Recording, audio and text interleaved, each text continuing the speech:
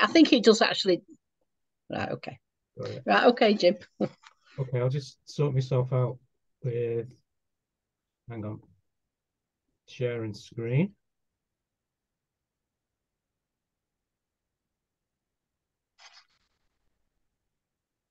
Can we all see that?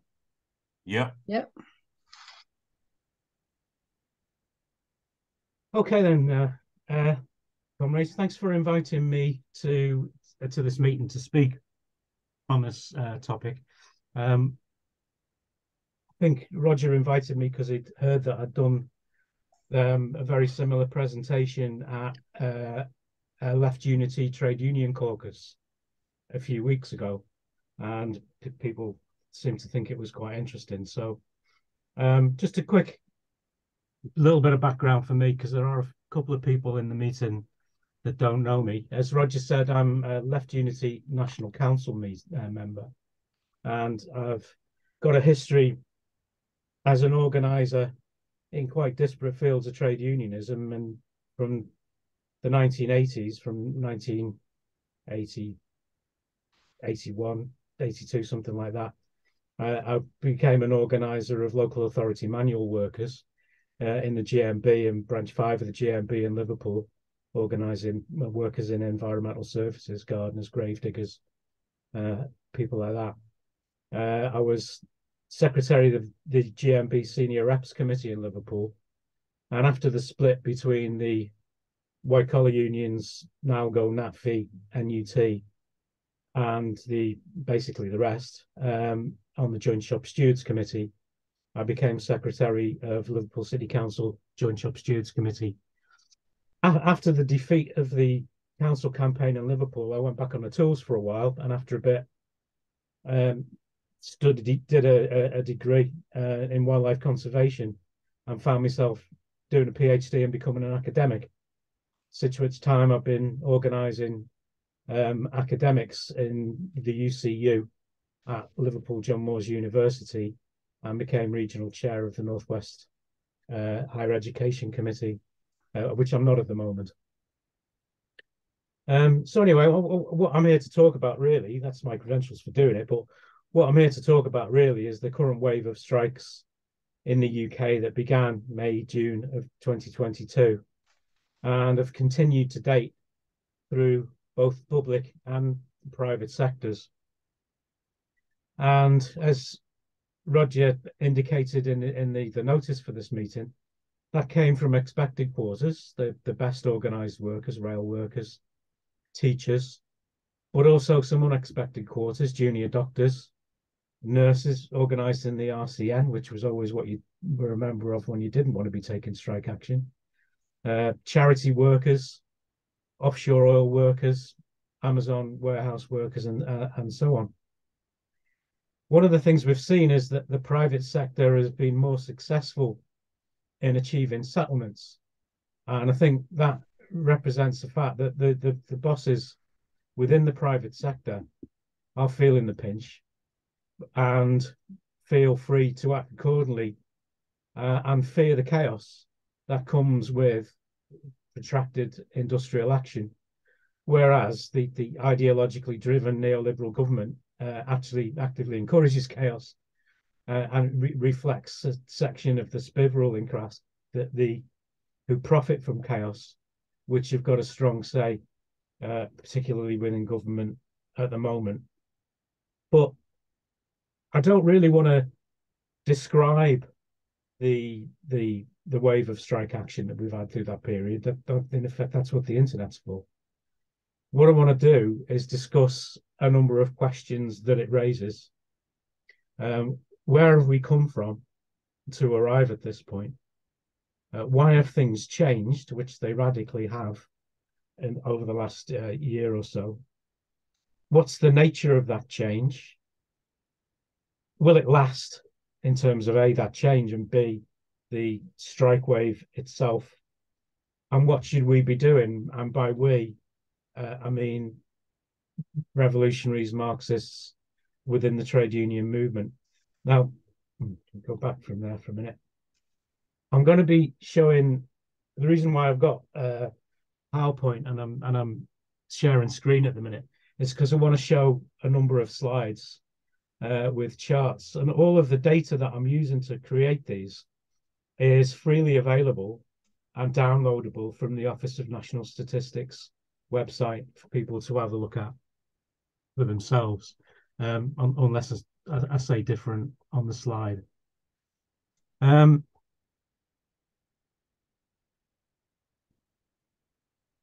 Most of us here are Marxists, if not all of us, and we understand that you can't really understand the present or the future without a clear understanding of the past. So I thought it would be worthwhile at this stage just looking at what the trend has been in trade union organisation, trade union membership, historically. And that, as you can see from that chart, that goes back to 1892 and is the recorded history of trade union membership within the UK.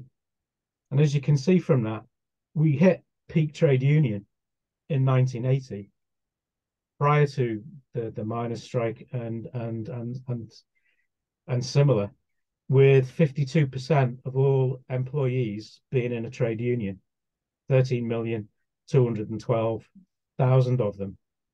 Whereas last month, the latest figures that are available record only 22.3% of all employees, workers within the UK, being organised within a trade union at just over 6.5 million, which, if you trace across, is comparable with trade union membership in the late 30s, early 40s. Interestingly, the figures that have available to make this predate recent anecdotally reported significant increases in trade union membership. So it remains to be seen whether that will pan out as an actual increase in trade union membership or not.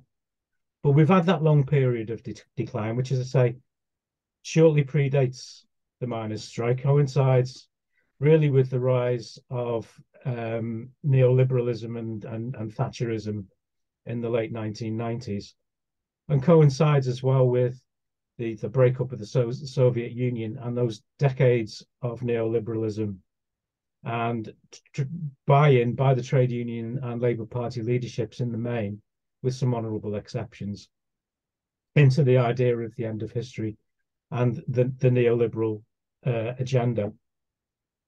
And with that decline in trade union membership, we saw a decline in workplace and industrial organisation and activity.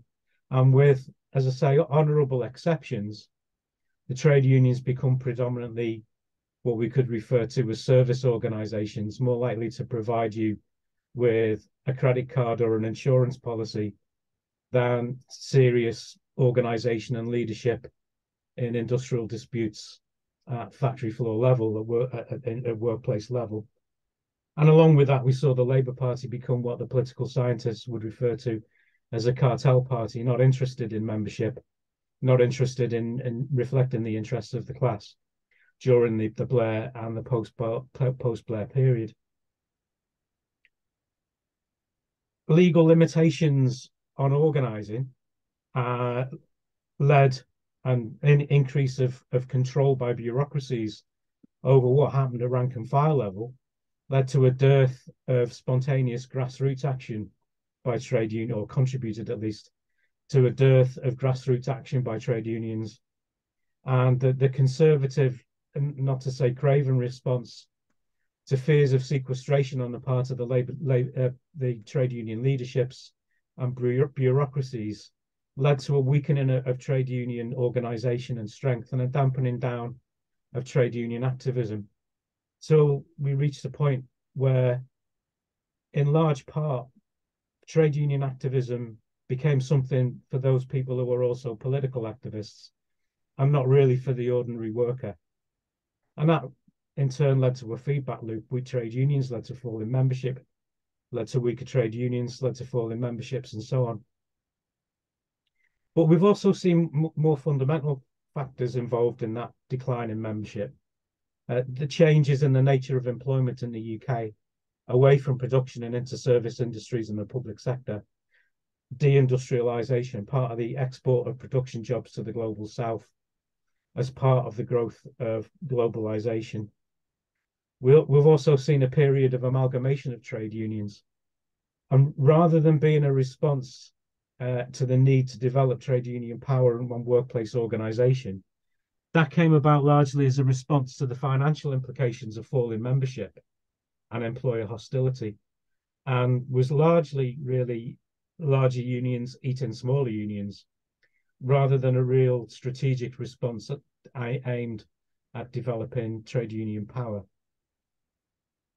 I think the ending of deduction at source became a big contributory factor in that, as people started to feel the pinch economically. They started to review their payments out on a more regular basis. Membership dropped away, also partly as a result of that. But also paradoxically, the decline also of personal contact through subs collection by shop stewards also led, I think, to that overall trend of a decline in trade union membership. And through that, we saw centralization and the curtailment in a lot of areas of democracy within the trade unions and accountability over trade union officials and trade union bureaucracies, which further fed into that feedback loop of the decline in membership. And in that as well, largely again for economic reasons and difficulties of organization, the unskilled, the precarious, the younger, and migrant workers became largely ignored by the majority of trade unions. And we arrived at a situation quite reminiscent of the 1860s in a number of ways, of trade unions focused on the skilled, out of touch with the majority of the class, and at the same time, the class being without effective political representation with the decline and degeneration of the Labour Party. There's other ways that the trade unions have changed over that time as well. During that period of decline, we've seen much higher proportions of women, Black and minority ethnic members, disabled trade unionists, and that reflects an increase in the proportion of public sector membership within the trade unions as a whole, in which those groups are proportionally more represented.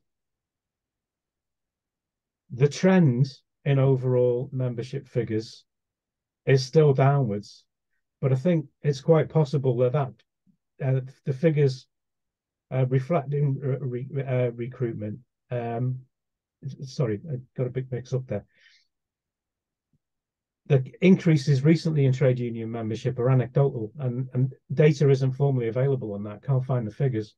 I know from my own personal experience that my branch is recruited significantly during the period of this strike wave, but it remains to be seen. I expect we will see an uptick when it comes. The age distribution of trade unionists within the UK has also changed, and you can see from this graph, which is also generated from Office of National Statistics figures, that the trade union movement is aging and that levels of organisation have declined down at the younger end of the workforce, and it's only really in the 50+ age group where trade union density is higher in the 2020s than it was in the 1990s. But this graph here shows strikes in progress month by month from 1996 to 2023, from January 96 to March, actually, April. It doesn't show up properly there. The last couple of dates are missed off the end of the slide, to April of this year. And you can see the radical shift that's taken place. The really 50 minutes, Jim. Wow, 50 minutes. Yeah, the really significant increase that we've seen, but that the bulk of that increase has been in terms of number of strikes rather than within the public sector rather than within the private sector. I just want to show you this chart as well, which is number of strikes in progress. To put that into some kind of better perspective, that previous chart, if you was showed a long steady curve, but where the current strike wave that we're in terms of number of strikes exceeds really any period going back to 1931, which is worth, I think, thinking about. So why have things changed? I think there's a number of reasons there. That changed composition of the unions, I think, is significant. It's once predominantly male and private sector and industrial, now predominantly female public sector. 40%, 47% of trade unionists have worked for the same employer for 10 years or more, compared for 29% for workers overall. I showed you that graph a couple of minutes ago for the aging nature of the trade unionized workforce. 27% of trade unionized workers have a degree or a higher education equivalent qualification. And interestingly, and I think this may reflect the age distribution change that I mentioned before, the ONS records 3 levels: managers and supervisors, foremen, and workers. People at that foreman level are far more likely to be trade union members than people above them or below them in the hierarchy. 31% compared to 22 and 21% respectively. And the most highly unionized sector is the professions at 38.7% of employees, whereas what the highest within that is education of 46.9. The lowest is a tie between sales and customer services on 16.3% and what the ONS calls elementary occupations, by which it means unskilled manual jobs, the kind of people I was representing as a local authority manual worker at 16.9%. And it's worth noting that this wave of actions and the trade union movement still hasn't currently retouched the layers of workers in direst poverty within the UK. I think significant as well is the effect of COVID. Essential workers saw their strength and saw their worth and saw that was appreciated by others too. And they saw exposed the corruption and the venality of the ruling class and the incompetence of the government, the profiteering and the greed and the political and practical incompetence. And a mood, I think, developed a bit reminiscent of the attitude of the class post-World War II, of we do not want to return to the situation prior. Brexit as well temporarily undermined all aspects of solidarity and class consciousness. But that effect is receding now. Myself and Felicity attended Baker's picket line in Liverpool a couple of weeks ago, where half of at least the workforce on that picket line were migrant workers, mainly from Eastern Europe, were picketing side by side with their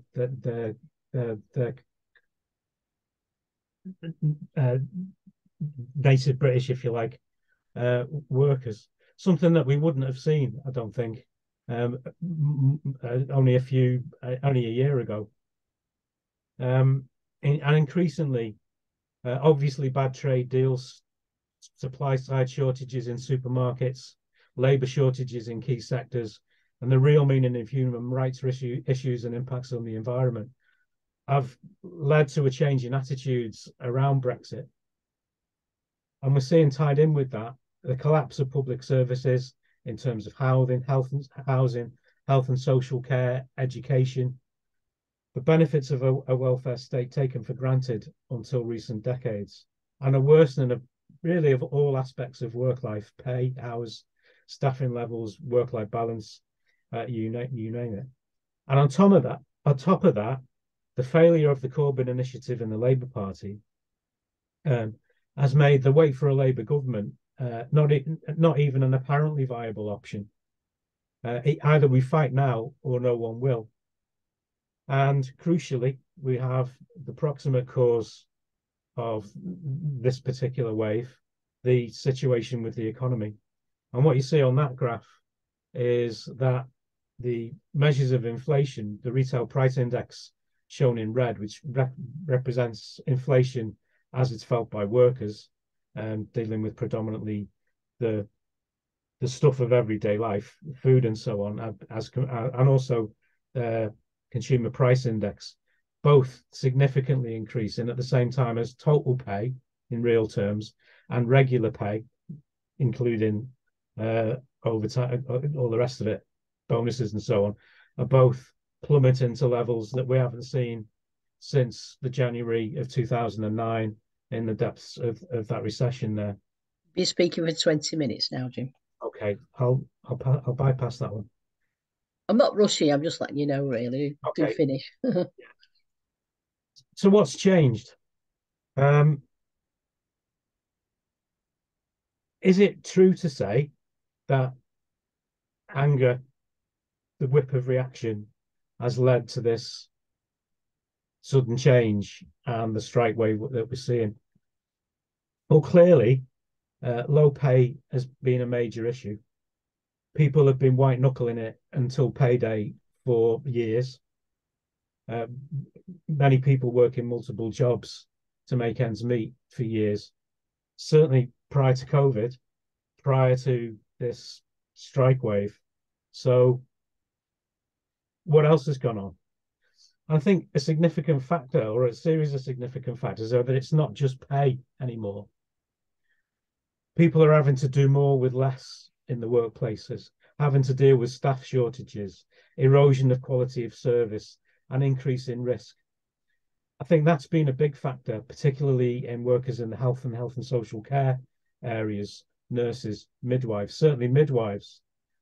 It was a big factor in them voting for strike action in their disputes.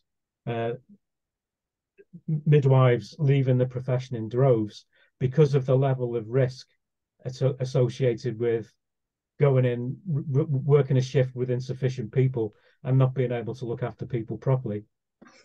The deprofessionalization and the over erosion of standards has affected all levels of education, in the compulsory education and in higher education. Precarity of employment, both in health, in social care, and in education. A very significant proportion, possibly a majority, of teachers in higher education are working on some form of a precarious contract, either fixed term, short term, or 0 hours. And that's had a significant effect in the sector I work in bringing people out into industrial action. And alongside that, of course, we've seen the astronomical cost and precarity of housing and mortgages, whether that's because of mortgages or private renting. More poverty doesn't necessarily mean more resistance. People don't necessarily fight during downturns as a rule, but when the recovery begins, relatively better off workers have always tended to be overrepresented in struggle and on organisation because of greater resources, of power in the workplace, of confidence to resist. And trade union struggles have tended to emerge from relative rather than absolute deprivation. The gap between what we get and what we feel we deserve and should have. And I think that's a factor in what's happening in this current wave. There is a big gap in all aspects of life between what people feel they should have, what they feel they deserve, and what they actually need and what they're getting. And that's brought people, I know from within my branch, it's brought people into activity, onto picket lines who have never been involved in picketing and in trade union activity before. Also, strikes are infectious. Locally on Merseyside, the success of Arriva bus drivers in achieving a very significant pay rise and of dockers during the course of last year spurred many other sections into industrial action. And we've seen the rank and file in many ways way ahead of the leadership. But there's problems associated as well. A primary problem, that of generally poor leadership. I think from the trade union bureaucracies in the main, with honourable exceptions that I'll mention later, and also from the left. And that's meant that inexperience and over-optimism on the part of rank and file members has often led to wariness and disappointments, but also to ineffective tactics. And I think we see that reflected in the strike figures. I'll talk more about that in a minute. An attitude of if we make them see how angry we are, they'll do something. A naivety about the response from government employers. And the idea that the employers don't give a shit has come as a surprise to a lot of people who have moved into trade union activity for the first time in this wave of strikes. And I think a lot of trade unionists, newer trade unionists particularly, are coming to the conclusion that one day here, one day there is no longer cutting it. Which brings me round to that question of that anecdotal idea of increased membership. Like I say, we can't tell beyond the anecdotes. I personally think we are seeing an increase, certainly in my union. Some of the recruitment that's been recorded or reported, I think, is union switching. We've seen unionised teachers, for example, switch unions to the NEU in order to be able to, as they saw it, to be able to partake in the strike action. We know of large numbers of nurses in unison switching union or taking up dual membership with the RCN to participate in the strike after the success of the RCN ballot. And that's had an impact in both those unions in terms of pushing them to the left and seeing new layers of activists moving into activity, moving into positions within the union, positions of leadership as shop stewards and reps and so on. And we've seen tentative rank and file organisation developing. In Liverpool, we've seen unions come together unofficially, and the Merseyside Trade Union Solidarity organisation, for example, which is partly reflecting a weakness in the Trades Council movement, but also in some areas reflects Trades Councils trying to work around union bureaucracies to develop that activity. We've seen that in sections of the Northwest here around Merseyside.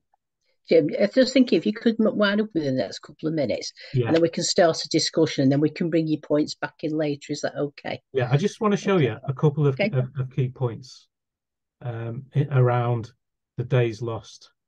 And I think this graph shows days lost and number of strikes on the same scale. And you can see that really it's only over on that very far right-hand side, which is this current wave of strike action, that we see the number of strikes, the orange line, that are operating at any time, converge with the number of days lost. And this shows it in a slightly different way, a different scale on either side. That there is that big disparity. That what we've seen is a very broad but quite shallow strike wave, in the sense that large numbers of strikes with short periods of duration, involving loads of people that have never been involved in strike action previously, but a limited number of days lost to strike action, which isn't out of kilter really with the days lost during that period from the beginning of the 1990s of relative quiescence on the part of the trade unions. There's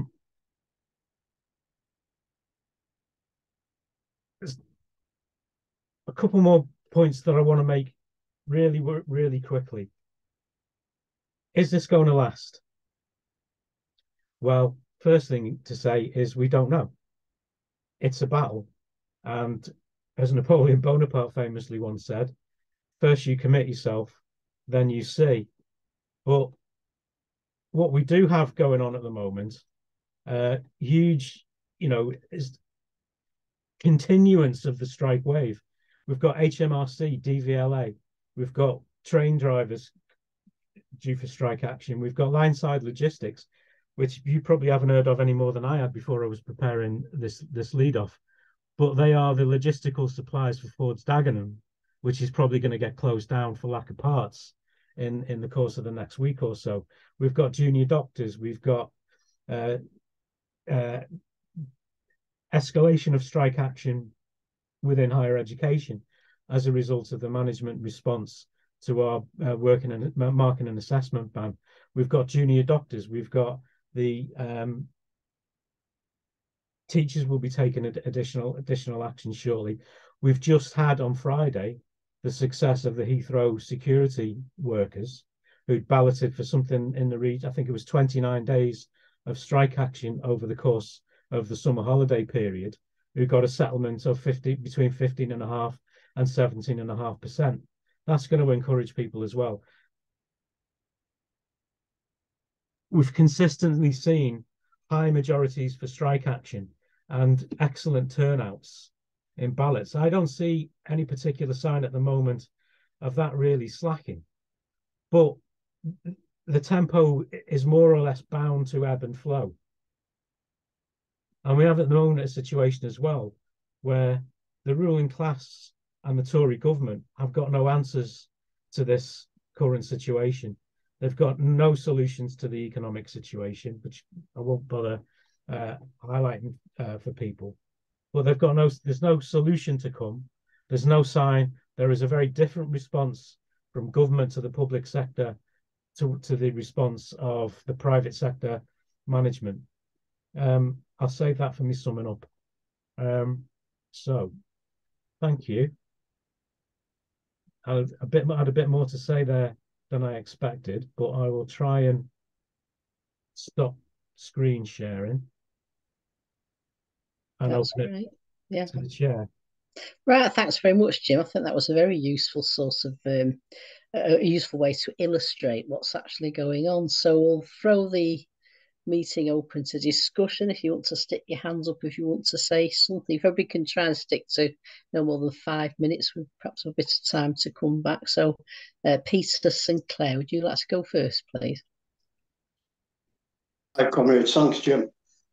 Firstly, just to say that I've been a member of the same union, the parliamentary section of the GMB, for 59 years at this time.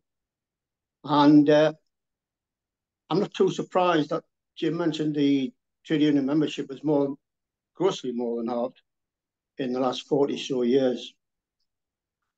I remember standing up as a delegate at the GMB conference in 1985 and told the conference that our union and many others who didn't do anything to assist the miners in their struggle, a struggle which, had it been won, would have seen anti-trade union legislation never to come on the agenda because it wouldn't have been allowed.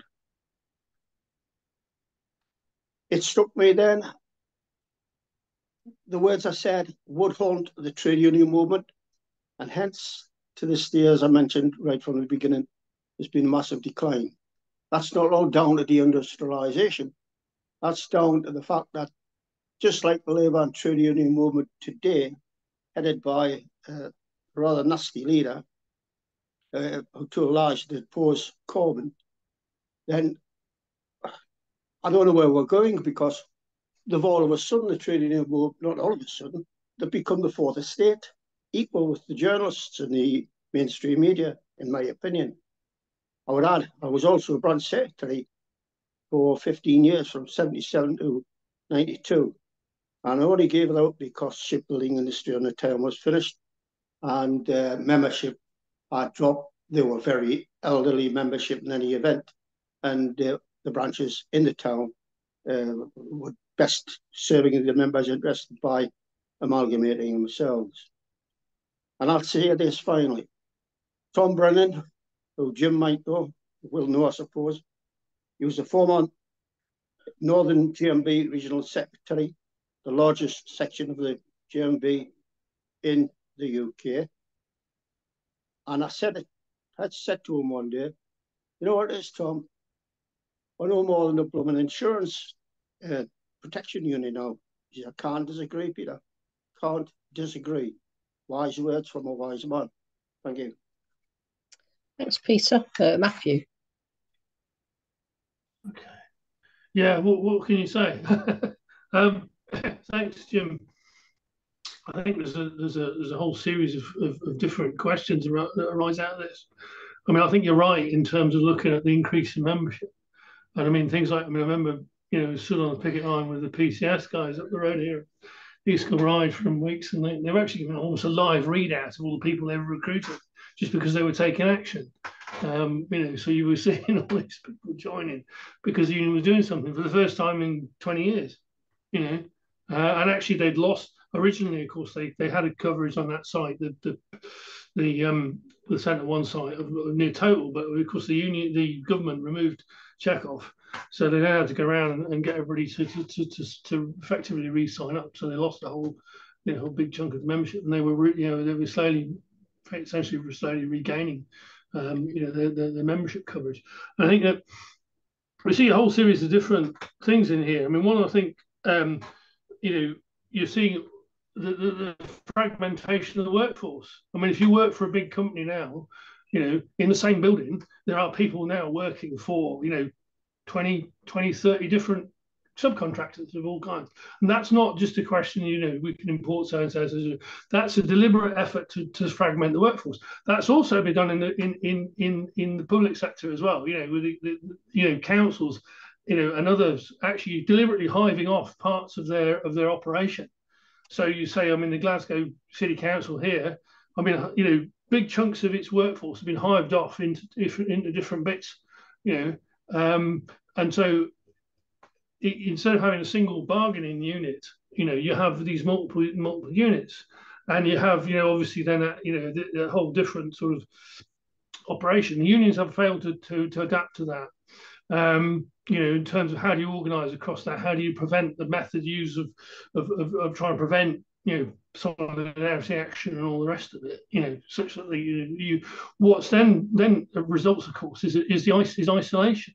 So what you're seeing, of course, is the period of the era almost of the long strike, if you like, where you've seen people being left in isolation and ground down.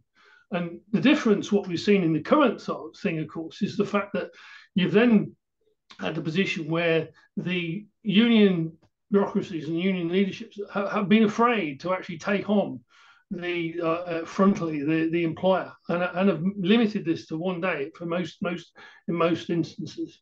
Have limited this in order to try and stay away from this possibility of being left with a long strike. Because what we see, obviously the problem then, of course, becomes how do you organise solidarity? How do you then organise in terms of keeping people in maintaining people some kind of income and all the rest of it? How do you then sort of we're also got the position where we've got picket lines effectively just sort of demonstrations, because there's not actually now a tradition of not crossing them. The unions are actually instructing people to cross picket lines, either their own or anybody else's. That's how they do it. You've also got a position now, of course, where the unions are so badly organised. Actually, I remember I was talking to a comrade about mine some while ago. He was in a union branch in the university, and they didn't know who their members were half the time because they were all on direct debit. They couldn't track who the hell the direct debits were, so they didn't know who was a member. And you've got, as Jim also says, the position in which people switch unions because they go to the best one. They go to the one that does something. So you've got, say, Unison, which is an appalling organisation, basically run by a bunch of miserable characters, essentially to maintain the state. And we can see that whole history through Apprentice and all the rest of it. I mean, people in the universities have basically switched from positions where you've got, where you do have bargaining for Unison. They go to UCU because UCU does something, and the Unison does nothing. They're completely worthless. We can see this. You can see this also in the NHS and everywhere else, and you can see it. You can see it here in the city council. When say unison, of course. I mean, people are so scunnered with unison that actually the GMB, which is traditionally actually far more right wing, actually is much more active, because people are not as scunnered with the GMB and will do things because the automatic assumption of the unison membership, despite the fact the leadership of the unison branch, of course, is technically left, is that they will be sold out of the union. That they assume that. So actually the GMB has been much more active, and you've then got situation. I think that it's then also what is the political impact of this strike wave, and we haven't really seen a major political impact at this point. Under conditions. I mean, the other thing, of course, about this, of course, is what you're looking at is a whole new generation of people, because with the effect of that quiescence over the last 20, 25 years, is you've got all that generation of people who knew how to run strikes and how to run picket lines and how to organise properly on the shop floor and all the rest of it. All those guys have all retired. So you're actually looking at a new layer of people. And what you're doing is you got a picket line. You can watch people actually try, learning how to do it, because they've not done it before, and the whole thing sort of starts to come together. But the point being, from a very low level, and the thing is, what you've also got, of course, is the integration. Much of the left groups, are actually integrated into the union bureaucracy in many cases, so that you haven't got a political opposition, or the creation of any kind of rank and file organisation at the moment. So what we're seeing, of course, is the ability to there's no breakout yet from the control of the bureaucracy. And it's to start winding up for now. Okay, so we wind up with a situation that we've got this very peculiar position, but we are, as Jim said, we are seeing, this is then spreading. You're seeing things like, big wave of teacher strikes here in Scotland, which has then been followed on by the local actual private school coming out and strike, for the first time. Never been a private school strike in history, and they walked off. They've been out strike 3 times, I think, because the employer basically savaged their pension scheme, the usual sort of thing you do. You've also got a situation where, say, you've got a position where there's Matthew, now... we'll have a chance to come back. You've been going quite a while. Sorry to pull you up. No. All right, thanks, Matthew. Put your hand up for next time. Right, Steve. Okay, well, I think it's been a useful discussion, a report, but I think in the United States as well, we've got, I think, the biggest strike wave going maybe since the 40s. The Teamsters may be going out, UPS 340,000, and the UAW may be going on strike. And there was a strike in California, 50,000 undergraduates who had never been on strike before. Most of them had never been in a union, much less on strike. So you have large numbers of workers in class struggle who are not class conscious even. They're in this struggle. So I think that the unions are not in Los Angeles, which I think is strike wave central in the United States now. You have the writers' strike, the screen actors may be going on strike, the city workers, the Teamsters, and the hotel workers, which is approaching kind of a general strike wave condition, actually, even though it hasn't been written about in the capitalist press. So what is this about?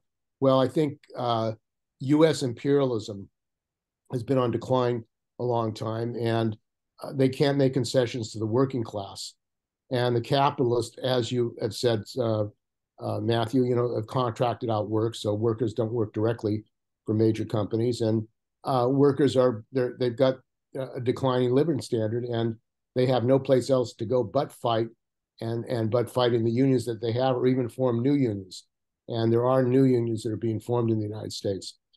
So, I mean, I think the idea of this left unity group that you have, having a united front, is critical. That there has to be a united front, working class united front around class issues to unite the entire working class, regardless of unions, and to bring these struggles together. So I think in the United States, that's very important. But the sectarianism on the left really prevents that on a national basis and actually on an international basis, which I think why this discussion is useful, because there needs to be an international united front action of workers around the world, Rossi miners or workers throughout the world.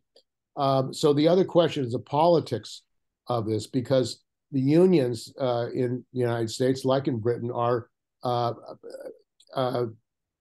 they basically are aligned with social democracy. In case of the Labor Party, or the Democratic Party, which is an openly capitalist imperialist party.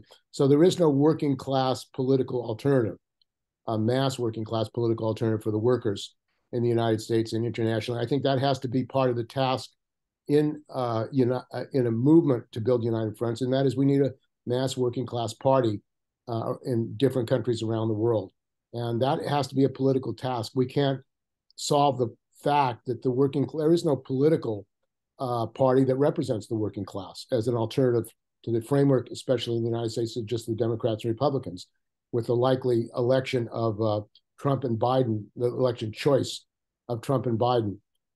So I think that there are great opportunities, and I think that the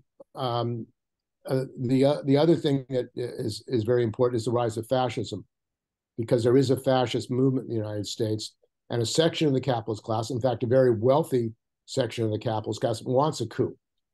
They want the overthrow of the bourgeois democratic state you have in the United States. And I think that's a danger that has to be taken up politically in the unions to confront the fact that there is no political alternative for the working class. And at the same time, there's a rise of a fascist movement, and the organization of the United Front against this fascist movement is critical in the United States and internationally. So I think those are some questions that have to be addressed. They're not just trade union questions. They're questions of the working class power, and building a working class political alternative nationally and internationally. Thanks very much, Steve. Larry? Thank you, Chair. Thanks, Pam. Yeah, thank you very much for your contribution, Jim. But what I would like to add to the discussion is that one of the lessons I think that I learned quite quickly during the News International dispute, and obviously I didn't expect to be on strike for over a year, but one of the things is that strikes have to have a strategy and objective to winning. And I've got to say, there has to be a political understanding beyond the picket line for new strikers. And that is the understanding of influence and direction of democracy in unions and within the strikes themselves. When we had the News International dispute, one of the first things that the bureaucracy did was contain the strike. They didn't want to go beyond the News International. They weren't prepared to look for pulling out other titles, newspaper titles. They have members within our own union supplying Murdoch's factory with information from Reuters, Press Association, and other clerical workers within Fleet Street, transporting information to the beyond the picket lines at News International in the east, in the Wapping, east of London. All that was contained by the National Union, and these are the sort of lessons of democracy and strike committees that have to be formulated within strikes. It can't be left to the bureaucracy to win workers' rights or improve conditions. It has to be done through the organisation across unions and across workplaces, building strike committees. And these are the lessons that I certainly learned in that period of time. We set up solidarity groups on a borough by borough basis, the same as the miners did, but we tried to influence that within the industry itself. And we called on people that were sympathetic to us, people like Jeff Barker and Tony Mulhern at Benrose that were in Liverpool, and Jim may know these comrades, where they put themselves out to support us. Whereas I don't want to get sectarian about this, but the Communist Party were undermining the dispute in supporting adventurism as opposed to spreading the strike within the industry itself.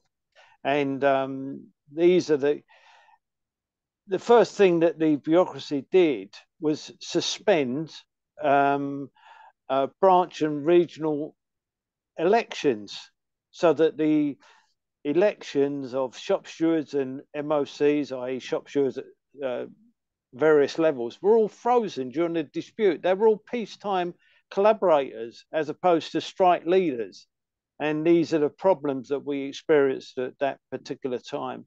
And out of 4,000 people, I think there was only 12 of us that considered spreading the strike and setting up strike committees. And we were overwhelmed with the work that we had to do, you know, traveling nationally and to all different workplaces outside of our industry to generate different ideas about winning disputes. And I've got to say that a rank and file perspective was not on the agenda for people like Mike Hicks, who became the General Secretary of the Communist Party. They were more interested in achieving promotion within the union and their political standing within the so-called left.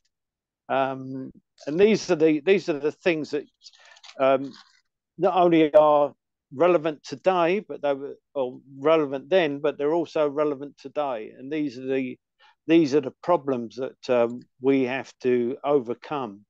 And I've got to say, and I came under a lot of stick at one particular time, and I said that Brenda Dean was more true to a right-wing position than Tony Dubbins was to his false left-wing image. And people thought that I was supporting Brenda Dean, but what I was actually trying to do is expose the General Secretary of the NGA of being a faux left.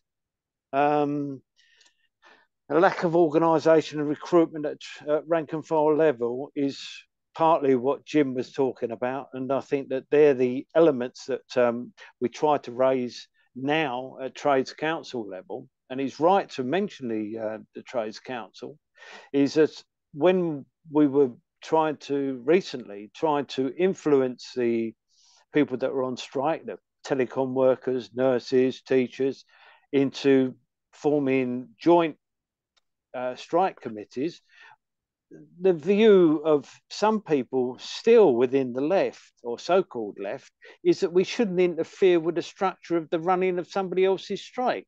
And could you just don't wind it up, Larry, please, if you don't mind? We've got a few hands up, Yeah, I think I've come to a conclusion myself on that, and I've got to say that unless you're into strikes and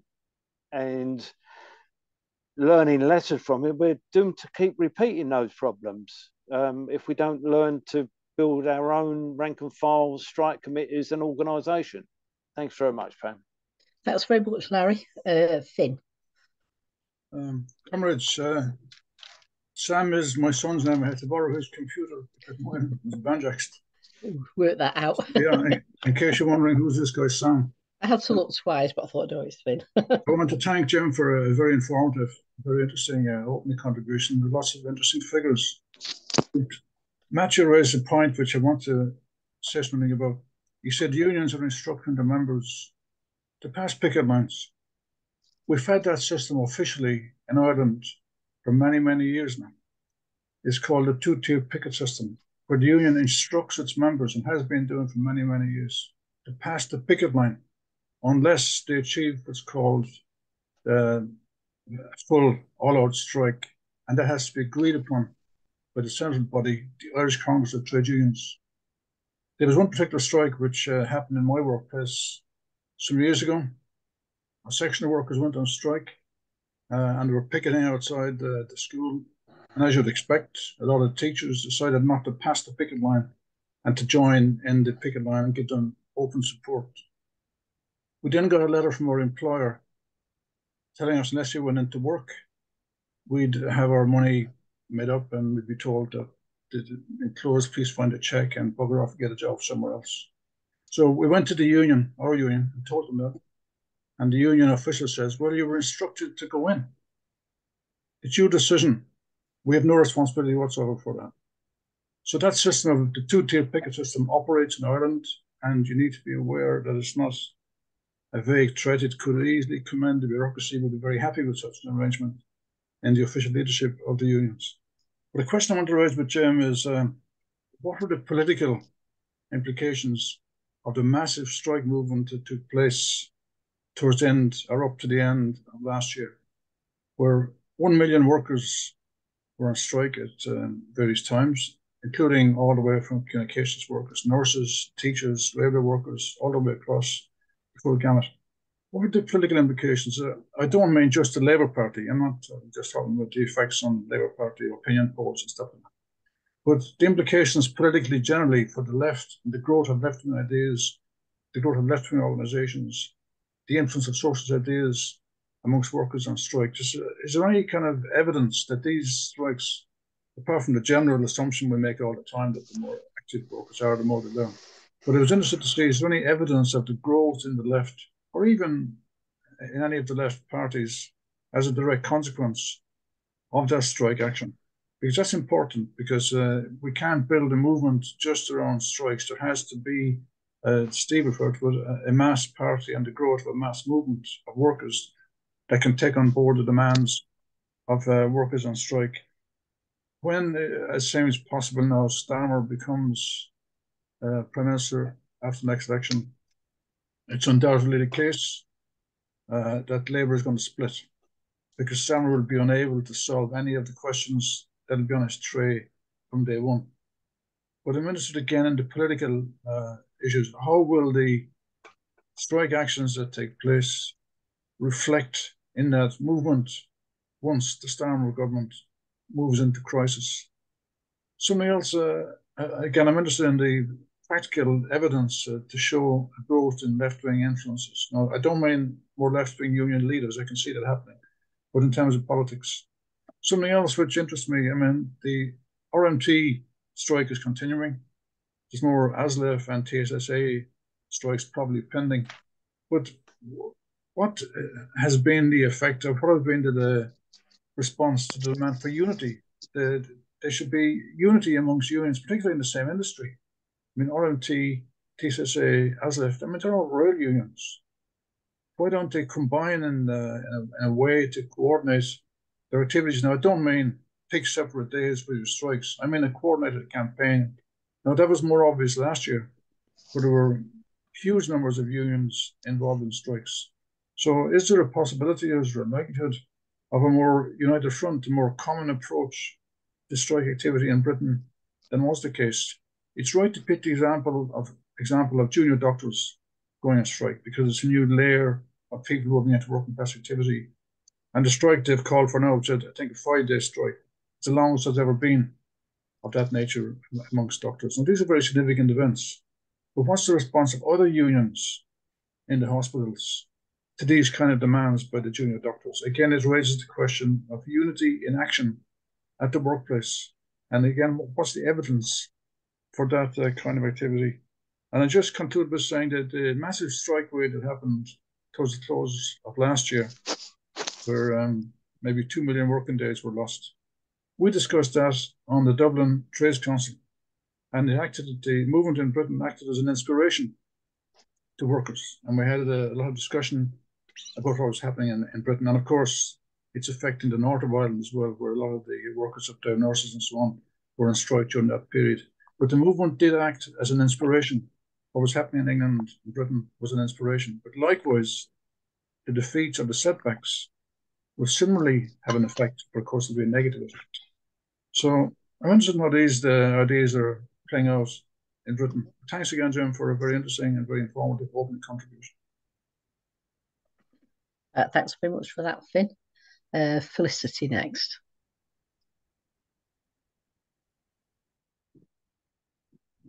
Okay, thanks, comrades. I want to make a couple of points. One of them is that there is a big difference between the success of the strikes amongst the private sector and the public sector. The private sector have gained some quite astonishing successes in terms of the amount of money they've won. I mean, the Liverpool dockers had not been on strike. It had been a non-union support for years following the defeat of the 1990s. But they're back organised, and the first that their strike recently got them an increase of about 18%. Now, it was 18% of crap. It wasn't, a huge amount of money, but they did get that money. The bus drivers in Liverpool got a really good settlement. And that's in big contrast to what's happening in the public sector. The strike wave in the public sector is probably deeper and more politically conscious, but they're facing a much more vicious employer. The government is losing huge amounts of money, but are happy to lose that huge amount of money rather than see the settlement. The other thing is that some strikes just don't appear because they win. They win this. The negotiations win, and that's much more likely in the public sector, in the private sector than the public sector. The Heathrow settlement, at least on paper, looks excellent, and it's happened without a day of strike. So those things, that understanding that there's two things going on here. Yes, there's a wave of strikes against bad working conditions, against bad money, against the disruption of services, but where they're striking against an employer who can lose money by that strike, then there's much greater chance of success. Sharon Graham claims, and I've no reason to disbelieve her, that the union Unite has won £300 million for its members in either strike action or threats of strike action.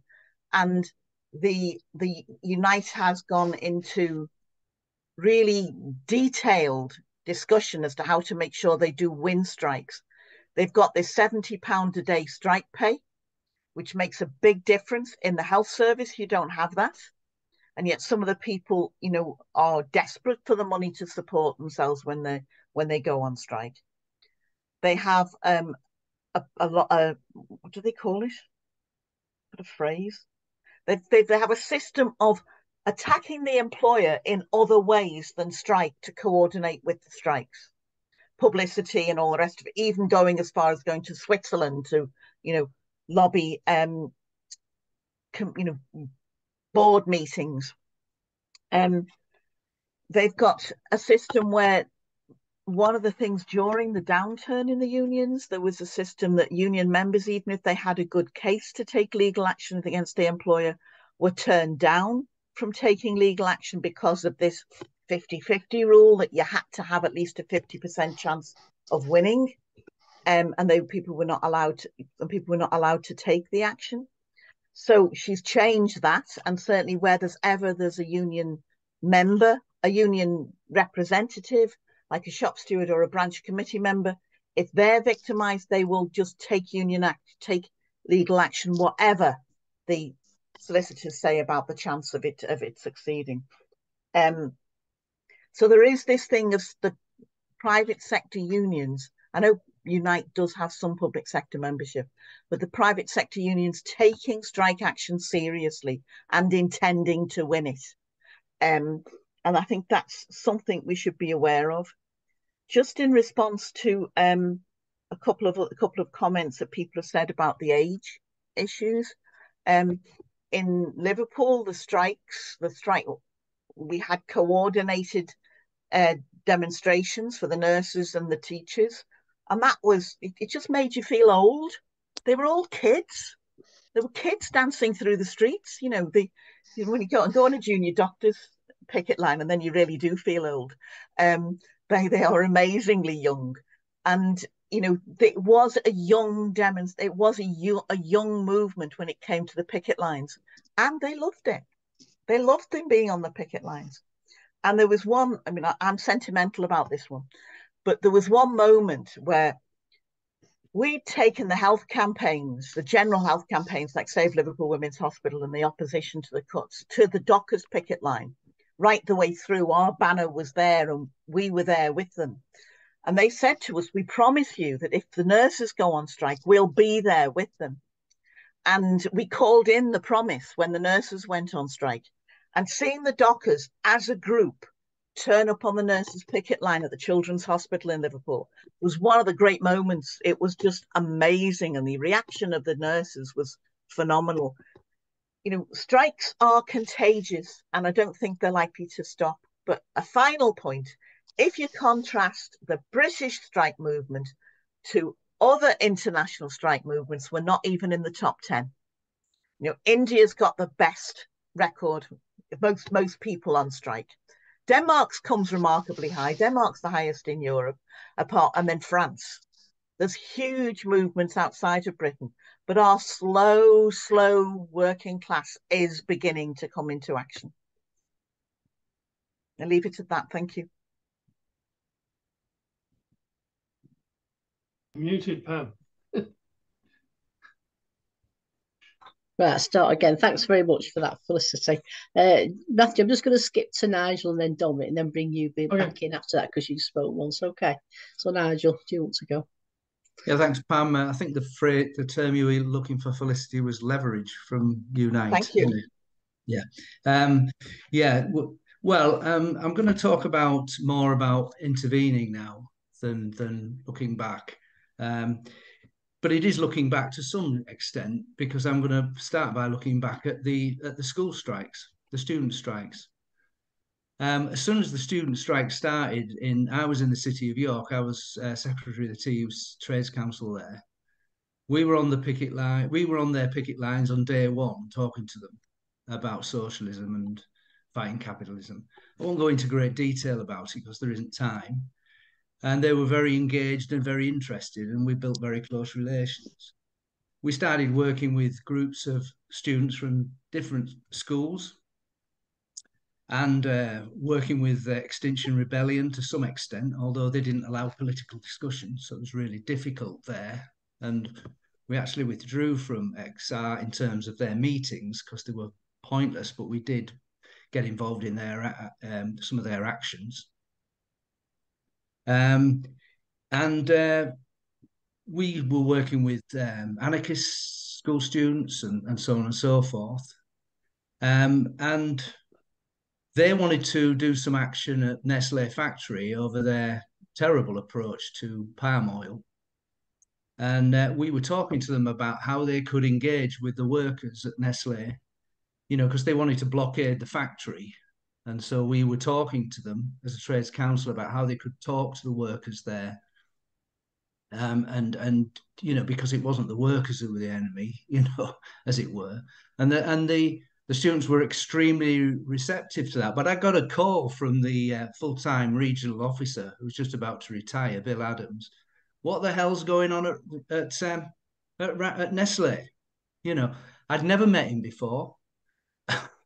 Never been in any of our meetings. It was the first contact he made with me, quite hostile contact, because because he saw these anarchist youth as upsetting the apple cart at Nestle. Big factory. I mean, it's a very big factory, a big employer, obviously, in a City of York. So that was like a hostile start, really, to what we were trying to do was build and deepen a conscience of our trade unions amongst the youth, the radical youth, the more radical, very young people. We set up a council of action involving them, including university students as well as school students, and tried to bring together every group in the city together in a united front approach around climate change, really, but austerity, and then later on the COVID crisis. And now near Halifax in Calderdale, because I had to move. And what we're trying to do here, well, we've got quite a radical left group on the TUC. So I've carried on with my Trades Council work, but quite a radical left on the Trades Council. A lot of them are Labour Party comrades, Labour Party members hanging on. Some have been expelled. And myself, I'm not in any political party at the moment. Although I am part of Internationalist Standpoint, who are talking to win very constructively. So what we're trying to do is, well, we have a motion going to Congress, TUC Congress, calling for coordinated strike action, for the TUC to take responsibility for coordinating strike action. It's with the Greater London. It's a motion from Greater London, but we've got an amendment in calling for, united, coordinated strike actions. I mean, it doesn't seem to me that the General Secretary, Paul Novak, General Secretary of the TUC, has any different flavour or character from the previous one. So it's an attempt to bring pressure from underneath. We've also been proactive in setting up an Enough is Enough group in the Valley. The main town is Halifax. Big working class, it's a big working class town. It's not a city, but it's a big town. And the Trades Council is very active in that. Well, that involves a lot of younger layers and a lot of teachers. So we're doing united action with the teachers and some big demonstrations with the teachers. We're connecting up with the NHS. So I suppose the point I'm making, I won't talk for any longer, but the point I'm making is that, it's intervening, as far as I'm concerned, where you can and how you can. But it's trying to do that if you've got the wherewithal and the location and the energy and, whatever to do that.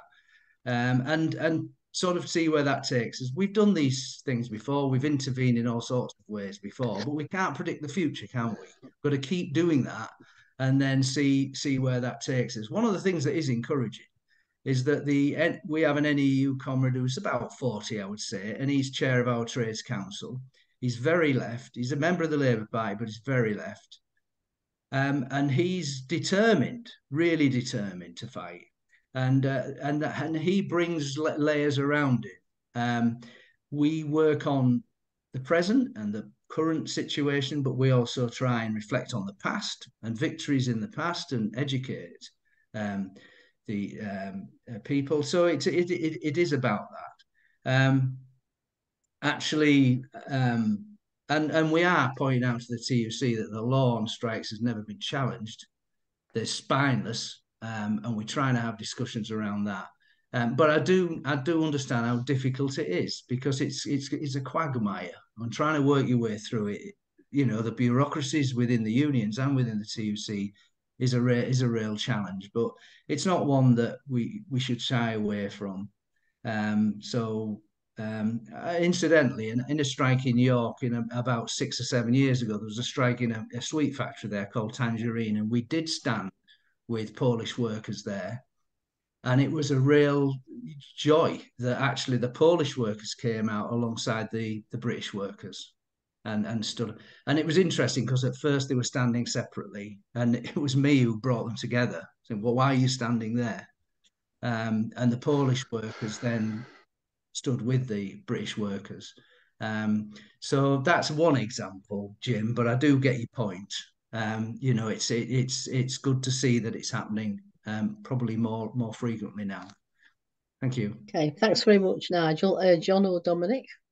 Yes, Dominic. It's just a couple of simple points, really. I mean, the thing that gets me about it is that you've got a host of strikes of separate unions, basically all on the same issue, pay, and yet there seems to be no coordination among those unions about what they're going to do about it. I mean, I think the first basic thing to me is that they should be saying to each other, and this is the sort of thing that should be raised, is there should be no settlement that's going to undermine any other union. That's the sort of solidarity you need.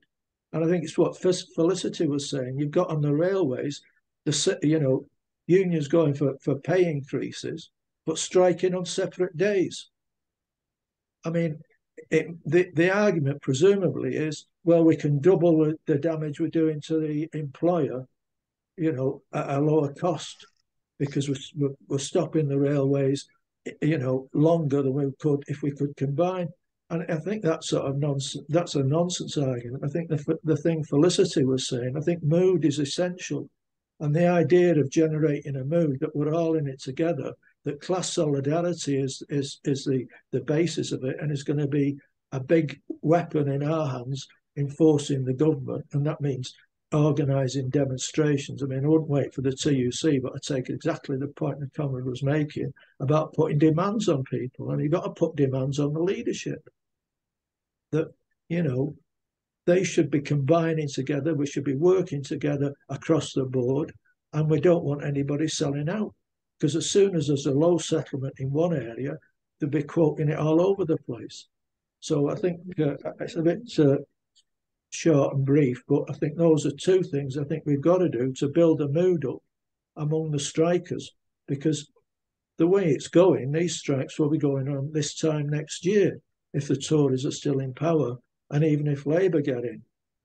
You know, you wonder whether they're going to have a different approach to what the Tories have. So I think the trade, you know, there should be a greater demand among the members for action on, you know, by the leadership in combining the thing and at grassroots level trying to develop that sort of process. I'll leave it at that. Thanks, Dominic. Ed, I'm going to ask Ed in next because Ed's not spoken yet. Okay, well, thank you, Jim, for introducing a very interesting discussion. There's just a few points I'd like to make, partly based on my own experience as a Unison shop steward, although I've been retired for over 10 years now. I think one of the things in developing the potential to get a workforce on strike is for the shop steward or the shop stewards to be continually talking to all the workforce, including those who aren't members of the union, and explaining to all workers in their sector what the union is doing, because that makes the workers who aren't unionised interested and sympathetic to and more inclined to join the union.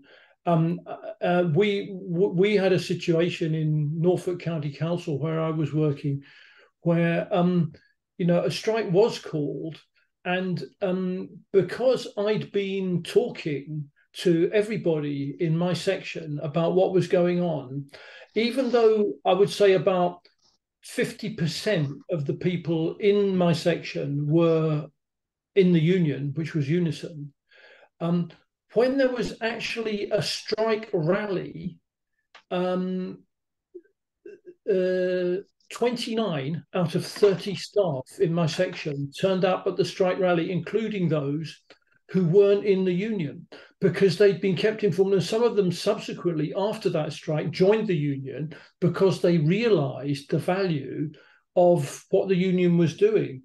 And the only other point I wanted to make is about how, and other comrades have commented on this, in that, you know, from comrades' experience of visiting picket lines and so on, supporting workers on strike in other industries, where you're working makes a huge difference in how you organise a strike.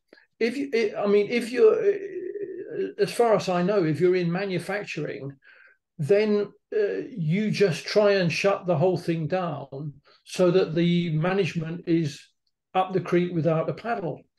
But if you're in something like the fire brigades union, the ambulance workers, workers like that, the doctors, the junior doctors, you have to be very, very intelligent about the way you organise a strike, because of the responsibility of those sections of the workforce to the public as a whole and to public safety. And I mean, when you first think about a problem like that, it seems a terrible complication on the issue of whether you come out on strike or not. But when you're involved in a problem like that, it's actually, you realize that it's the first step towards workers' control and management of industry, because you then have a situation where the workforce is out on strike, but you're taking strategic decisions about who you send in to do some jobs because they are so urgent and public safety depends upon them so much. So you've got a kind of real learning situation for the working class, whereby who runs and who decides what happens in society. Through a strike, it can become clearer that the working class are capable of organising that themselves. So, there is no doubt that the strike is the most elemental beginning of the step that the working class as a whole have to take towards socialist revolution. Thanks very much, Ed. So we can go back to Matthew now. All right, thanks, Thomas. Well, there's a few points I think that, I think it applies to the point about coordination. I mean, it's quite clear the union bureaucracy doesn't want to coordinate, doesn't want coordinated strikes, because it wants to control. You look at TSSA. TSSA is effectively as a union in a state of collapse. It wants to amalgamate, not with the RMT, but with the GNM, because the GMB is the most right-wing union they can think of. It's a method, and that's how it works. I think that the other thing, there's a few points. The other question in terms of for unions involved in production processes is actually breaking out of a whole nation basis, because obviously no production is organised on a national basis whatsoever. Any serious organisation of production is organised internationally. In fact, and usually works on multiple streams. Like to say, there is a factory in Turkey which is almost identical to Dagenham. But the union, the question is, can the working class actually organise itself internationally? Capital has. The question is, the working class has to politically and organisationally mirror that and actually, operate internationally properly and effectively. I think there's another couple of points. Well, one of course is the union. The other problem with the unions, of course, is they've signed some really revolting deals. If you look at, for example, the Glasgow equal pay lark, the unions signed a deal with the council, which effectively swindled the majority of the council workforce, i.e. the women, out of well in excess of £500 million. And they knew it. They knew when they signed the bloody thing, they knew that they'd done that. And that's only rectified to the courts. And it's still in process. It's still in process. They're still paying, allotments of money to female workers of Glasgow City Council. Now, that's criminal. It should be said so. It's collusion with the bosses to swindle workers. I think the final point I make, I think, is at the moment what we're facing, actually, the most critical point, actually, in terms of unions, is an existential question for the CWU. Now, the thing is, obviously, the actual benchmark and for the business the CWU is in Royal Mail is Amazon, and quite clearly the management of Royal Mail wants to go down that line and remove all of the things that postal workers have been used to. And the problem is, of course, that at the moment what you've got is a position where the leadership of the CWU are attempting to collaborate with that, and attempting to run through this ridiculous deal. And the question is that deal going to pass? In which case, the CWU effectively will cease to exist as an organisation in terms of actually organising workers, or is it the case? Is it then going to be voted down? And then the question is, well, what is the alternative to the current bureaucracy of the CWU? And that's posed now. Under conditions. If you say, okay, at the moment, you've got in Glasgow recently. Obviously, you can see, there was 2 unofficial strikes and 2 of the biggest delivery offices, one up in the centre of town, Baird Street, in which they, I think that one they refused to meet with a union official and they walked off for 3 days. And the guy was supposed to go sick. And the management refused to allow him to go off sick, and they walked off for 3 days. And the other one in Big South, up the north end here, up at the Victoria Road here, in which they refused to meet the union official with the rep, and they occupied the plant. They actually occupied the office, refused to go out until that was sorted out.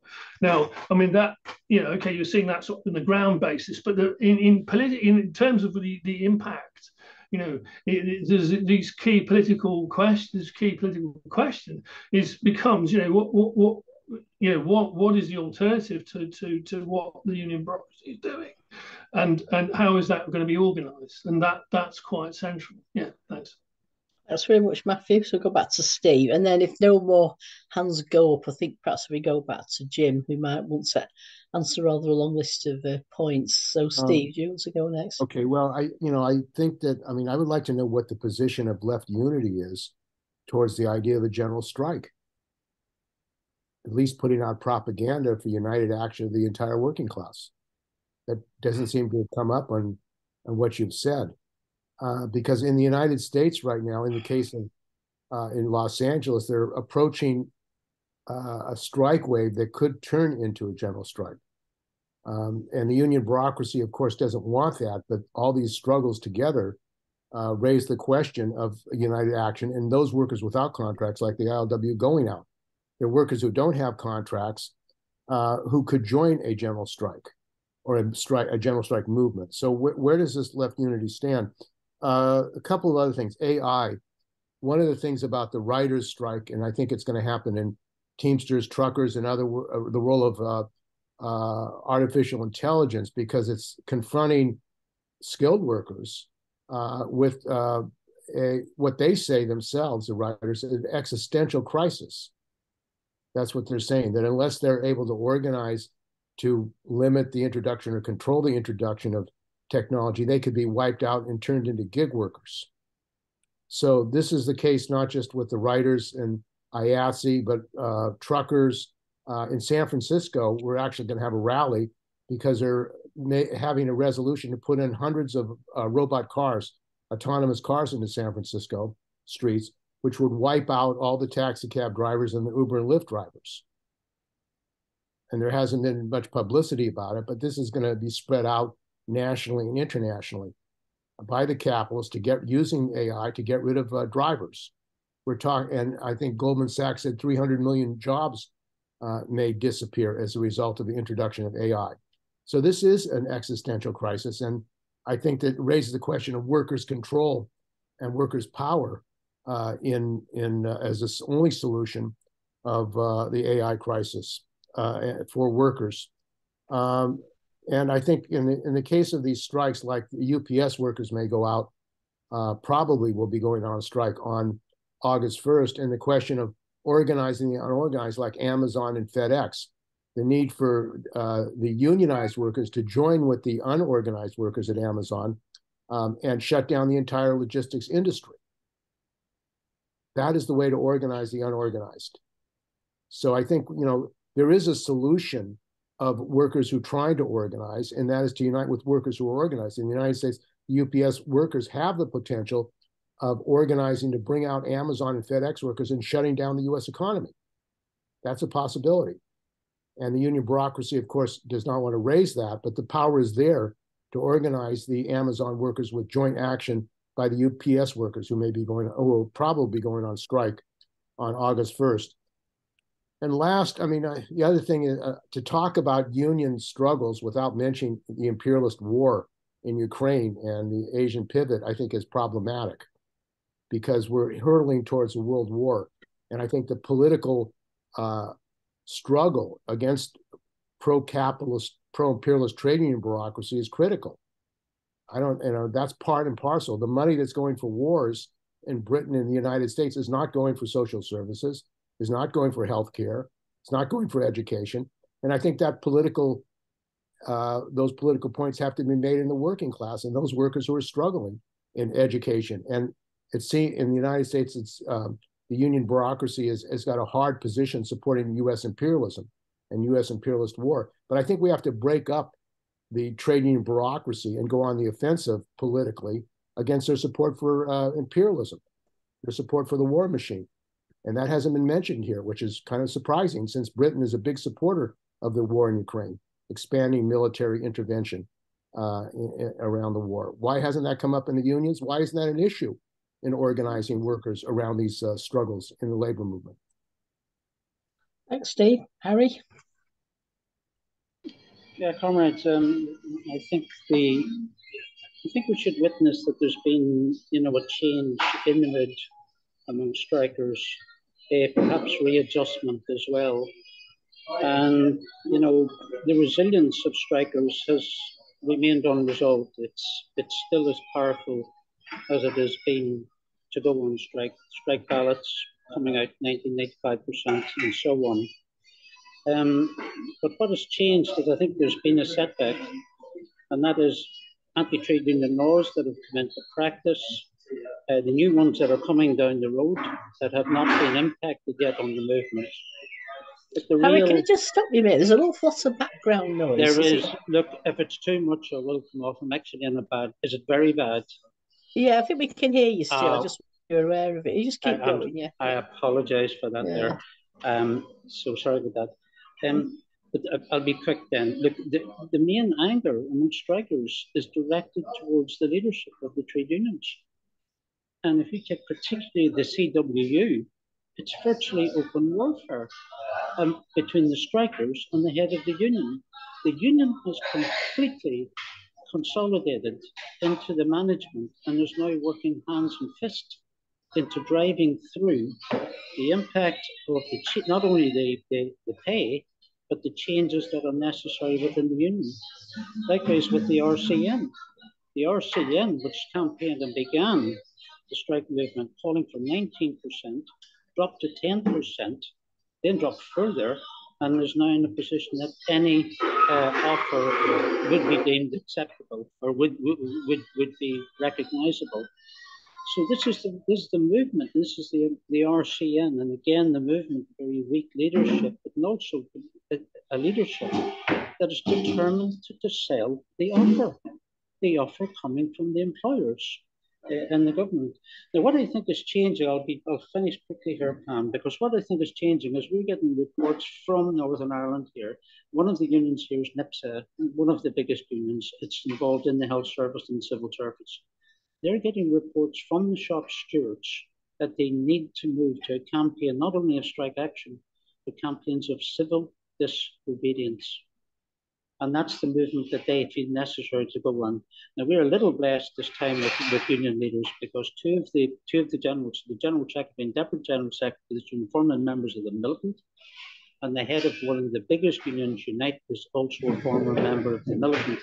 So if there's anything we have in Northern Ireland, we have certainly the two major unions of fighting leadership. But that's the report coming from the union NIPSA. This has to be escalated beyond simple strike action. Now, what campaigns of disobedience weren't necessarily clear, but it's probably going down the road you see in climatic change activists and that sort of thing.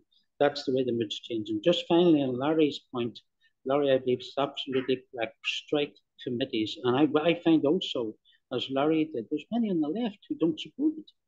And they feel that infringements or whatever needs is necessary. But I think strikes committees is coming on the agenda now, because many people have known that in the unions know they have to organise against their very own trade union leadership. Strike committees is an answer. And that's why I think that consciousness may change, hopefully will, in strike committees, and that's the way forward.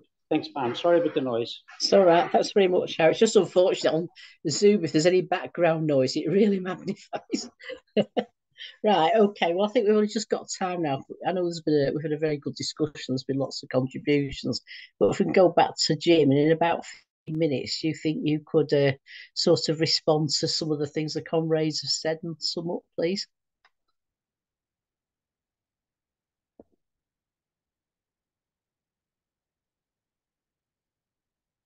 Are you muting yourself?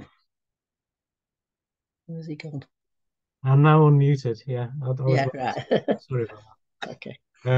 Yeah, it's going to be some of them, I'm afraid, because there's been quite a wide-reaching discussion. I'm not going to be able to cover all of the points. Come on to the question that Finn raised directly about the political implications, and the kind of implication in Finn's question was seeing the strike wave prior to Christmas last year as being separate from the current wave of strike action. And we did have a little bit of a hiatus in the middle, but in essence, I think it's the same. It's a continuation of the same wave of strike action. The bulk of the disputes, certainly in the public sector, are the same disputes as they were during the strike action that was taking place at the beginning of at the end of last year. My union we had 18 days of strike action before Christmas. It varies from branch to branch, but I think this year my branch has had, I think, 10 days, and we've got another 8 coming up. As a result of the employers' responses to our marking and assessment boycott of 100% pay deductions. Not every university management has responded in the same way. So it's, you know, there's a different branches coming into activity at different times and with different responses. Some in all-out strike action. I think there's 3 branches at the minute in all-out strike action. Mine is I think got 8 days between now and the beginning of September, and we will be reballoting to extend our action. So it's been a continuous way. But I think the real point of Finn's question was about the relationship to the left and how's the left in the UK responded and responded. And I think that's quite problematic, because there's basically been an open door for the left to be building and to be developing the ideas of socialism amongst whole new layers of people that have become involved in industrial action, but actually in just the same way as in its response to, I'll rephrase that, the left in the UK, I think, is demoralized to a large extent as a result of the collapse of the Corbyn initiative, and it's being very introspective and spending its time navel gazing rather than responding in the way that it is, and that's so the response of the left has been atomized to what individuals have done within their own trade union branches. You've seen a little bit of movement now, and a little bit of a development of rank and file organization. But I think, you know, it's going to come. I think the development that we've seen of new combativity on the part of the class and waves of strikes is going to continue. I mean, the point I made at the beginning was there's, you know, the ruling class doesn't have actually many options in front of it at the minute. You know, the probability, it's arguable whether it will be a recession or it will bump along just beyond the bounds of formal recession over the next few years. But, you know, they're not in a position where they're going to be able to make all kinds of concessions to the class. So this, you know, resurgence of activity of trade unionists and of the kind of preparedness to take strike action is going to continue, and it's certainly going to be waiting there for Starmer when Starmer, in all probability, wins the next general election. And what happens then? I think, you know, I'd have to just say, I don't know. We'll have to wait and see how that battle turns out. But my suspicion is that we'll be having discussions very similar to this one about the struggles of the trade unions against a Starmer government in the not too distant future. A lot of the discussion has been around organisation and the difficulties of organisation and the problems of leadership, and particularly towards the end of the discussion there. And I think that's really fundamental. I think leadership has played a significant role in this wave of strikes. From 2 points of view, there's been the appalling leadership that's been put forward by some sections of the trade union leaderships. Mine, for example, has been all about attempting to derail the dispute from the very beginning. Our current General Secretary, who's been described by key trade union General Secretaries, who I won't mention, as being in the midst of a mental health crisis, has gone out of her way to turn the bureaucracy against the membership and into derailing all of the democratically arrived at decisions of the union. We had a majority for all-out strike action within the Higher Education Committee before our strike began, and yet we wound up with a series of utterly ineffective 1, 2, 3 escalating days of action. Total, if we'd have taken 18 days of all-out strike action last September, for example, we would have won the dispute. But instead, we've had a couple of days here, a couple of days there, and the tie-in of the dispute to a potentially effective strategy of a market and assessment boycott, but one which has been split away from the idea of a strike action, except as a response to 100% deductions, which has the role of throwing the entire dispute and dealing with the conflict between workers and management onto the toes of the individual member. It's become a dispute between individual workers and their particular line managers about what they're prepared to do or not do in terms of marking and assessment, rather than collective action, rather than the collective strength of the branch and the union. On the other side of things, we've seen some exceptionally good leadership.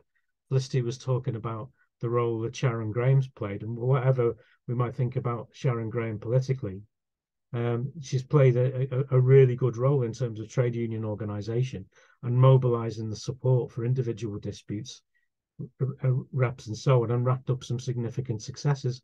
And we've all seen the role that Mick Lynch has played, which I think has had a significant impact, not just within the rail dispute, but within the strike wave as a whole, of putting a kind of a class response and a class position. I think that's been particularly important. Another point that's been raised by people is this issue of the anti-trade union laws, which we haven't dealt with a great deal, really. I would have done towards the end of what I was going to say earlier on, but had to curtail my opening remarks because I'd whittled on for too long. But it's paradoxical and a little bit ironic that the existing trade union legislation under which we operate actually has worked in our favour in this dispute. One of the things that has been necessitated as a result of the existence of the anti-trade union legislation and its limitations on organising strike action, 50% ballot, postal ballots, and all the rest of the stuff, is that that's meant there's had to be an increase in the one-to-one contact between individual reps and activists within union branches and the membership in order to ensure that 50% turnout. And that's really improved the understanding of individual members of what's going on. And it's eaten away at that isolation faced by a lot of members. I mean, that's particularly the case within my sector and my branch. If you don't know anything about higher education, you won't realise, but lecturers are a lot like peasants in a way. We spend all our time working our own patch. I can go into work and work a full week and not interact with another member of my union branch unless I go out of my way to do so. You're very much on your own. You're very much operating as an individual. In order to achieve the 50% ballot thresholds, we've had to visit members individually. We've had to do the phone banking. We've had to do all of that individual contact of people and discussing with them, of identifying the membership and going and seeing them individually to make that work, which wasn't, for a long time, a feature of the way trade unions have organised. And that's worked to our advantage to a great degree. The new anti-trade union legislation and the minimum service level commitments that will come into force very shortly. I think as well, in a paradoxical kind of a way, unless the trade union leaderships are allowed their own heads in a lot of ways, could also work more as a spur to industrial action than against it. I think I'm put in mind of the way, and I don't know whether he's gone now. Yeah, of the waves of strike action amongst teachers within the USA, particularly in the red states and the Republican states, where strike action amongst public employees was illegal, and in response to very similar issues to what we're facing in this country in this wave of strike actions, of extremely low pay, of erosion of conditions, of shortages of staff, of reductions in quality of service, and all that kind of stuff. And teachers taking action not just in defense of their own living standards, but also in defense of the service that they worked in, and the education itself, against the threat of legal action as a result of taking illegal strike action that was successful across huge sections of the USA, a number of states, particularly I think in the Southwest and North Central America, Wyoming, I think, Wisconsin. So there's loads of potential there. One of the issues also that sprang to mind when people were talking about the issues of leadership is the question of experience of leadership. Far too many of the kind of senior leadership within trade unions across the movement at the moment, and in a lot of cases at branch level as well, as a result of that extended period of relative quiescence, certainly from the beginning of the 90s, with low levels of strike action, low levels of days lost, have got very little experience of actively leading serious industrial disputes. A lot of them have just never done it and have got and really haven't got a clue what they're doing. And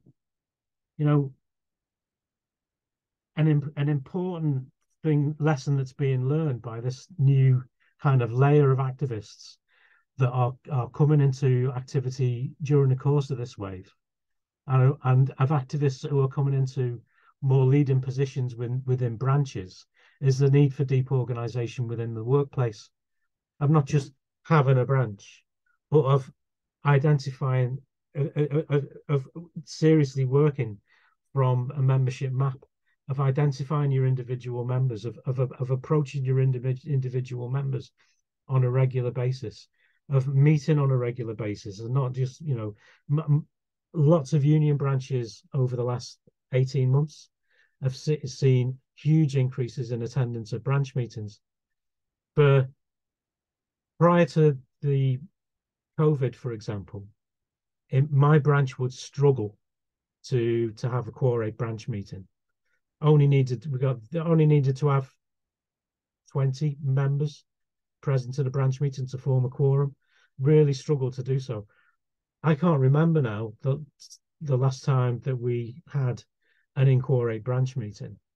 Branch meeting attendances are up probably into 3 figures on a frequent basis. We're disappointed by the turnout if it's less than 50. Really, I just noticed Jimmy Kelly's comment in the chat there about that being a key point.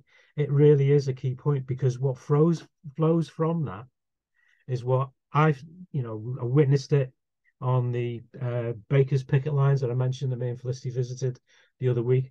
We recognised it on the Dockers picket lines that we visited, on the health workers picket lines, and very much in my own branches picket lines, that people that weren't even members of the union 6 or 8 months ago, 2 months ago, are key people on the picket line now, are taking control and charge of picket line organisation, are the people that are taking the kind of rank and file level leadership within the branches.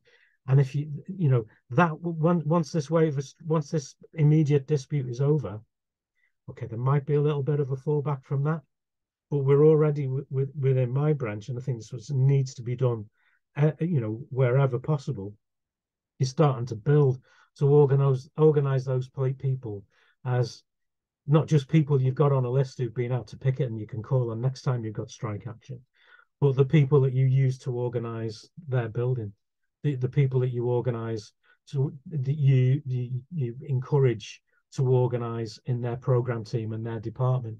And that you know, that's the way it will need to operate, to organize in those, you know, previously more difficult to physically reach in a lot of cases areas, such as people in distribution, people in the service industries and hospitality. Those people are still down the bottom there of the rankings of the organised working class with the lowest membership densities. I'm sure there are other points that I need to make, but I'll just wind up by saying that you know, a lot of the comments that I was making during the course of my opening remarks perhaps might have sounded a little bit pessimistic and negative in terms of my appreciation of the way this strike wave is going to go. But actually, I'm very optimistic about it. I think that there is going to be ebb and flow in the number of strikes and the nature of the tactics used, and whether you know I think we're going to see far more of the use of all-out strike action, indefinite strike action in future. I think it's going to be quite difficult in my branch, for example, for people to put forward the idea of very limited 2-3 escalating periods of strike action. The idea of action short of a strike, working to rule, working to contract, as being a significant part of a strategy, has been completely shot in the head by the experience of the membership in this dispute. I think there's going to be a lot more preparedness, and actually we had a higher education subcommittee meeting, which is the half of the union that deals with higher education as opposed to the FE sector, which representing the wishes of a delegates meeting of branches from across the sector, put a resolution which was carried at the meeting for all-out strike action instead of the limited strike action and market and assessment boycott that we wound up with. That was carried, was largely ignored by the bureaucracy, who you know, have derailed that.